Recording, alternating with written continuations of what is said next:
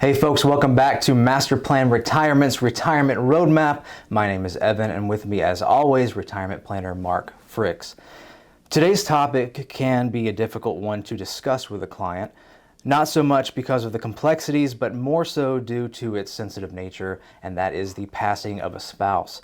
The immediate aftermath of the passing of a spouse requires so much of a person. It can be emotionally draining, hopefully not financially draining. However, that can be a case as well.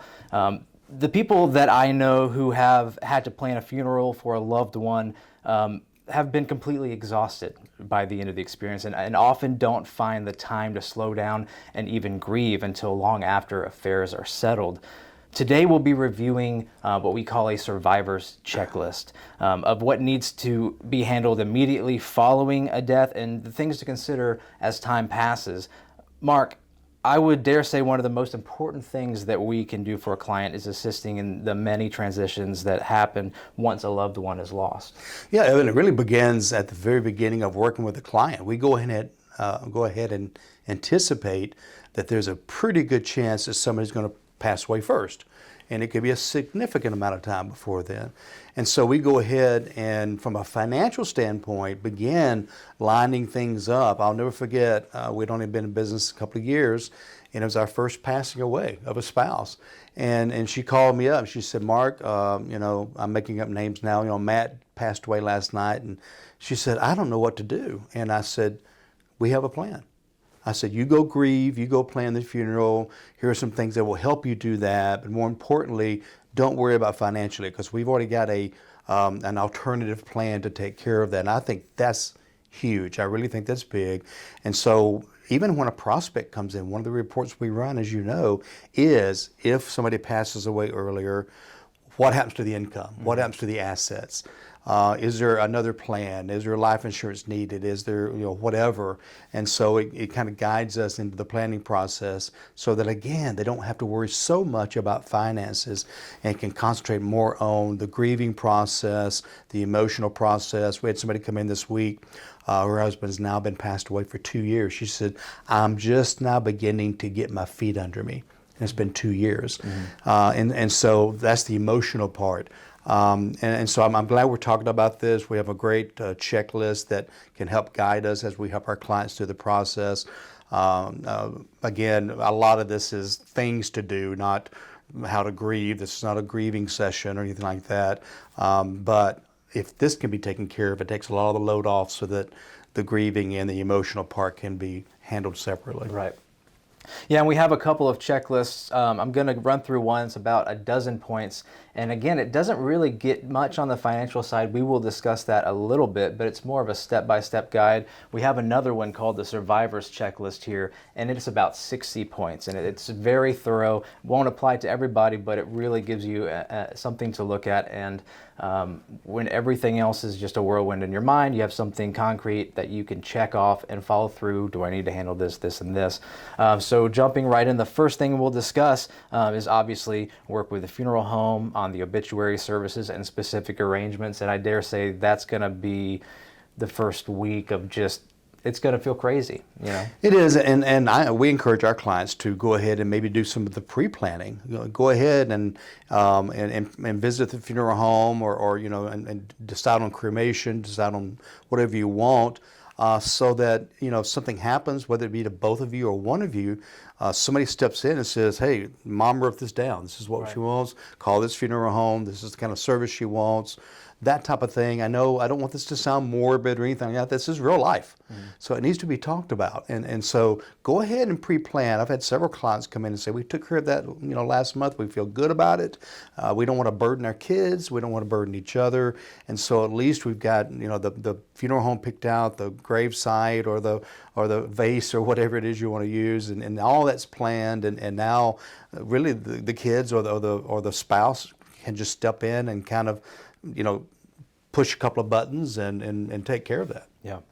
And a lot of our clients, when they go through the estate planning and legacy planning, specifically when they're discussing with our attorneys or our attorney associates, they discuss some of those things, how they want to be buried, or whether it's Yeah, and even put it in some of the documents. There's a couple of documents you don't have to, but again, or maybe put a letter, with your will and trust and things, saying this is, what I want, how I want it to look, things like that.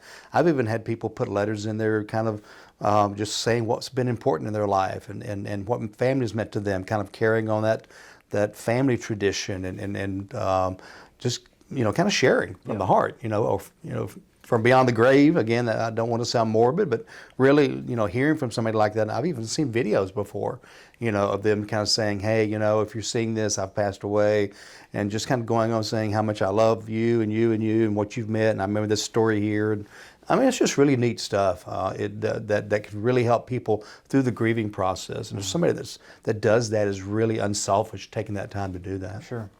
The point 2, notify the deceased employer if that's applicable. Request any info on unpaid vacation, unpaid salary, sick leave, HSA balance if you need that, unpaid bonuses, deferred compensation plans, life insurance benefits, stock options. So not only if they are employed, but if they're no longer employed or retired, maybe if they're receiving benefits from their previous company. Yeah, like a pension or something like that. If they still got a 401k at an old company. And you're probably going to say this next with Social Security. If you're on Social Security or something like that, notify them as soon as possible to make sure that those checks stop. You don't end up having to pay money back to them. And then also if there are any bereavement benefits for yourself, the survivor, with your employer, sometimes they offer those as well. Yep, that's right. Yep. Don't forget what benefits you may have. Hey, we'll give you this much time off, or we'll give you, whatever. Or maybe your spouse had life insurance with your company, and so you need to check on that as well. Yeah. Obtain at least 12 dozen copies of the death certificate. Yeah, you may not need that many, but a lot of companies won't take a copy. Right. And sometimes they take a while to get, so you want to go ahead and make sure you got enough. They're not that expensive. I think maybe $10 a piece, something like that. So don't be afraid to go ahead and get what you need and not have to go back and get that again as well. So, and what are some reasons they would need to present a death certificate? Anytime somebody's going to pay on any kind of a benefit, whether it be life insurance, whether it be a survivor on a pension, whether it be an IRA that has a beneficiary on it, anything like that you'll need. And then, of course, and I would, I'm not a probate attorney, but I would assume that the courts would need something as well, to show that this has happened. So that's something else you need as well. Then obviously notify your financial advisor, your CPA, attorney, and executor of your will. You want to start getting everyone on board and understanding what's going on and the situation you find yourself in. Right. And again, hopefully you've had some of these discussions with these folks beforehand. A lot of times we'll bring in, if it's children or nephews or nieces or brothers or sisters, if they're trustees or executors, they'll go ahead and bring them in and kind of have a family legacy meeting and just say, hey, this is Mark, this is Evan, this is MasterPlan, this is what they do, and they know where our stuff is. If you don't work with us, do the same thing with whoever you work with, and go ahead and introduce them to the team. I think you put that well, the team, and to make sure they work well together and things of that nature. And I guess, and it's kind of, it depends on the size of the estate as to whether to get an attorney involved. I mean, if you need to get a probate attorney involved, especially if you don't have a trust, a lot of stuff may have to go through probate. That's another whole decision-making process. It depends on how complicated it is.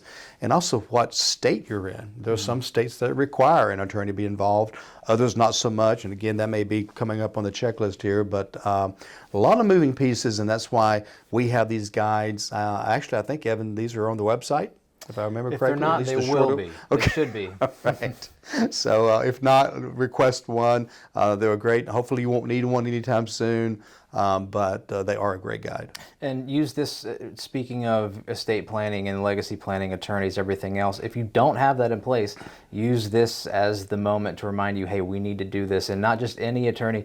You can go to almost any attorney and they'll draft a trust or a will for you if you request it, but you want to go to an estate planning specific attorney. Yeah, if you have any kind of assets on an estate that's, I'd say probably anything worth over $500,000, You need to at least discuss having a trust. If you have land or property in more than one state, definitely, because probate has to be done in every state where you own something. So there's different reasons. This is not a legacy planning show, but step 0 before step 1 is make sure you have a will, at least, as Evan said, financial power of attorney, healthcare directive. If you die without a will, the court decides where your stuff goes. If there's any minor children involved, the court will assign a guardian to them. This is not automatic stuff. They don't just automatically give everything to the spouse or the kids. A judge is involved and a representative, and it can be spread out through many members of the family. So don't do that. I mean, a simple will can be very inexpensive. Yeah. Do people like to think about it? Maybe not all the time, but hey, we're grown-ups. It needs to be taken care of. Yeah. Contact the DMV, Department of Motor Vehicles, to cancel your spouse's license. A lot of times now you can do that online. Hopefully you don't have to go to the DMV to do it, but sometimes you have to go there in person. And get them off your car insurance too at the same time. Yep. Make sure they're off of that. Then Mark mentioned this a little previously. Contact Social Security and Medicare about benefits, and your advisor may be able to help you with that as well. Yeah, and SSA.gov is probably a great place to go as well. That's where Medicare and, of course, Social Security benefits are. You might be able to do that online. They're wanting you to do more and more online. So, and if you've turned on Social Security, you have a login. Unless it was done 30 years ago, but you probably have a login. Go in, and it will have a section, passing away of a Social Security recipient or something like that. The Medicare, you don't want to be paying $165 a month for Part B Medicare if the person's passed away, for 3 months and things like that. So a lot of little details again, and I guess, Evan, here's a good little place to say this. This doesn't all have to be done in the first 2 days. Right. I mean, this is a checklist, and our more extensive checklist actually breaks it down into what do you do the first week, what do you do the first month, what do you do the first 60 days. And so you can kind of say, I'm going to spread this out a little bit and not think I've got to do all of this on Tuesday and Thursday after the funeral or whatever. Right. I do want to take one moment to remind you guys to check out our website, MasterPlanRetire.com. There you can find retirement resources, including these checklists, as well as a link to our calendar where you can schedule your complimentary consultation with Mark. That's 30 minutes to an hour where you get to discuss your retirement goals, dreams, hopes, and fears with Mark, and get some discussion time, and then some reports ran for you as well based on that conversation. So again, feel free to take us up on that, MasterPlanRetire.com. You could also call our office at 770-980-9262. The next point I want to make is just documentation, and basically this is an organization moment, and we actually provide the service for our clients when they finish the planning stage of their time with us. We provide them with just a big leather-bound binder, basically with all of their information, house deeds, insurance, accounts, beneficiaries, you name it, right? So. Yep. It's all in one book, one place to go. We call it the Professional Record Organizer. I'm sure that's trademarked. Yeah. But it is a big book, and it's got everything that somebody needs to know about you. So you just tell the kids, hey, if something happens to us, go to the log box or whatever, grab the book and everything in there that you need, whether it be who our insurance agent is, what's my driver's license number. I mean, anything you might need. It's very helpful, and anybody that works with us as a graduation from going from the planning stage to the ongoing monitor and review stage. That's kind of our graduation gift into phase 2. But our clients love it, I've been using it for I'd say 25 years now. So it's and I've people utilize it, and it's a really good resource. So ideally, you would have this organized before you would really need it. However, when you're trying to sort out accounts, what did my spouse have again? What didn't he have a 401k we never did anything with? Who was that with? I don't remember. This all in one place. So I'm going to read through this real quick, just a few points to consider, but there are certainly more. But things like wills and trusts would put in there, business ownerships, contracts, succession plans, things like that, birth certificates, marriage license, Social Security benefit statements, life insurance policies, employee benefits, things like that, any annuity contracts, investment accounts, bank accounts, things like that. Again, 401k account numbers, balances, passwords. They say now you're not really supposed to write passwords down, but I don't know if a password's safe anywhere these days, to be Well, honest. actually, now new language in wills and trust give permission for the passwords to be released to the executor. So it's the electronic paragraph is now what we call it, and if your will's a little bit old, it won't be in there, so you might need to have that updated. Yeah. Credit card numbers, account numbers, loan account numbers, mortgage account numbers, deeds, titles of ownership, health insurance. I mean, you get the picture. Anything that you can provide, because what you don't want to find yourself in is a situation where you're trying to not only find accounts that you can't remember if they exist, but then also having to find all this other stuff that you need in order to even access or to get that money into your name. Yeah, and a quick story if we have time. So, Please. it's been years ago, but we had a client that his mom passed away, and we were trying to help with all that. But basically, she worked for Coke, which is here in downtown Atlanta, and the workers noticed that about once a month, she'd say, "I'm going to my bank to swap out jewelry." She enjoyed wearing decent jewelry, and so she'd come back, and she'd have on some different jewelry, and get it out of her safety deposit box, and they knew that she was gone about an hour. And so he has, to this day, as far as I know, never found that safety deposit box. Because how many banks are in downtown Atlanta, and he would go within 30 minutes one way. Well, maybe she stopped and got a sandwich, so maybe it was 50 minutes away or whatever. Never found it, as far as I know. Wow. And now that banks are changing names and being bought and sold, it's probably forever gone. Wow. You include that in your binder. Exactly.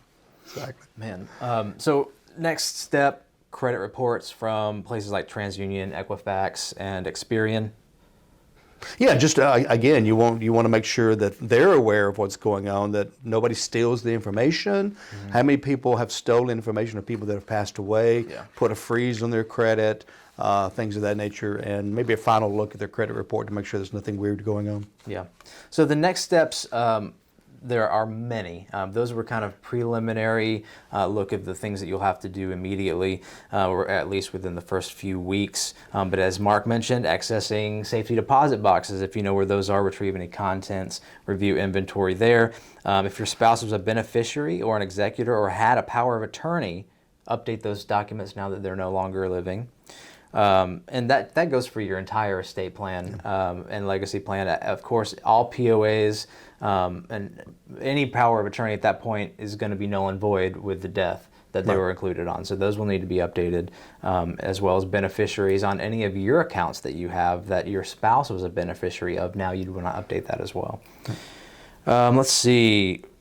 Review your current insurance again. That's something. What does your insurance need now? Do you want to change any beneficiaries on your plan? Are you the beneficiary of any insurance policies that your spouse may have had that you've not sought out to collect on? That's a huge one. Let's see. Let me throw one out here Please. it's kind of not, I don't think it's part of the checklist, but it's something we've learned over the last couple of years. Anytime somebody passes away, if their name's on a bank account, they're going to freeze that bank account. And so we've had a couple of instances where the couple had nothing but joint accounts, and the funeral home wants a check, and they can't access any cash. Yeah. And so maybe they go to their church and borrow money or whatever.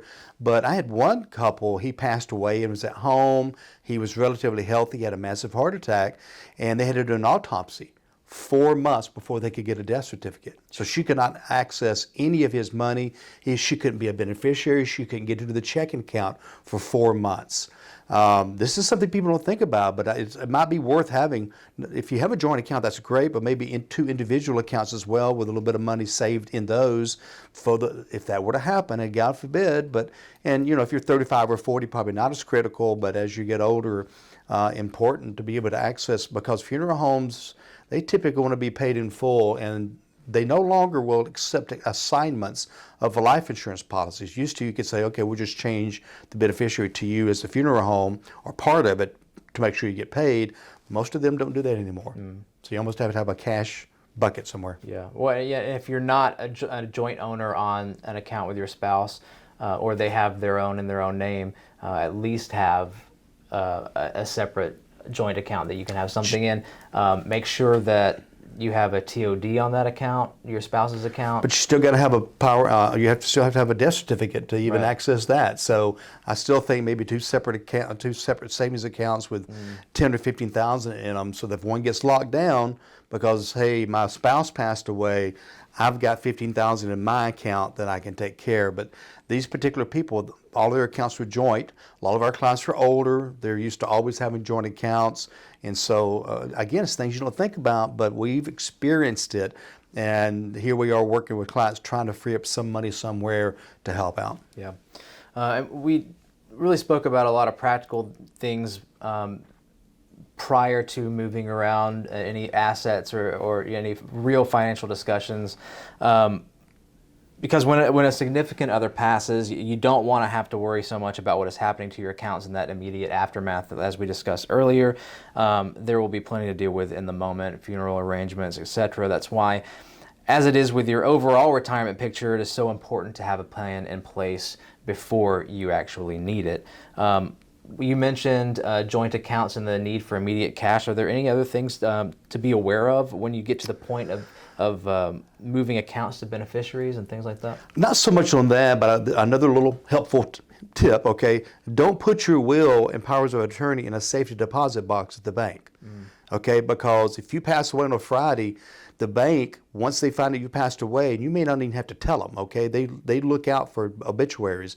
They will lock that safety deposit box down as well as the accounts. So if you have a will in there, how can you get the will out? Well, you have to go to probate court. You can't go to probate court without an original will. So it makes it very difficult, and you may have to go through and get a court order, and it may take weeks. Same thing with a power of attorney. Think about a healthcare power of attorney. Most accidents happen on the weekend, so if you need to be able to make decisions for somebody that's been in a car accident, and the healthcare directive is in the bank safety deposit box that doesn't open until Monday, again, we're wasting precious time. So these are documents you need to keep at home. You need to have some kind of a lock box, a fireproof box, or something at home to keep these in. Make sure a couple of people have access that you trust, especially the executor and the agent on your powers of attorney. Just things that, again, that people come in all the time and they'll say, oh, it's in my safety deposit box. I go, wait, time out. Let's talk about this and make sure that's done correctly. Yeah, just from personal experience in our office, many of our employees can vouch for this, but when we have a client's spouse pass, it kind of feels like, okay, it's go time, because there's a time limit on how much available cash they have when these accounts lock down and everything else. And I can already tell you it takes long enough for these carriers, the insurance companies and everything else to process the death benefit, to get the death benefits to the beneficiaries and to transfer accounts. That takes long enough as it is. That could take months at a time. Yeah, sometimes. and again, if you don't get your death certificate for 2 or 3 weeks, or if it's even longer because of, again, an autopsy that was required of this particular client, so just again, we don't want to push the person into saying, come in the office tomorrow. We want them to deal with stuff. We'll start behind the scenes on our end. Then when we need something from the client, we'll say, we only need this today, and we'll get it. And then we'll help them through the checklist. We don't hand them the checklist and say, go get them, Tiger. We do help them work through the checklist and say, well, these are things you need to make sure you take care of now. These 2 don't apply or whatever. Yeah. Just give them some good guidance. Yeah, and on top of the timing, even more reason to avoid probate if you can help it as well, because that's even we're all more about time avoiding to slow you down. Absolutely. Yeah. Folks, thank you again for joining us today at MasterPlan Retirement Consultants Retirement Roadmap. Remember, check out our website, masterplanretire.com, to schedule your complimentary consultation with Mark. Again, that's masterplanretire.com. Be glad to run a bunch of reports for you. Let's see where you're at, and if we can get you where you want to be. And we're very good at that. So those reports will help illustrate that. And I would also bookmark the website, because there's always new things being added, new resources, new YouTube and podcasts, things like that. So masterplanretire.com is a great place to go to schedule, but also as a resource. Other than that, it's been a great show. We appreciate you joining us, but remember always to plan well and prosper. Take care, everybody.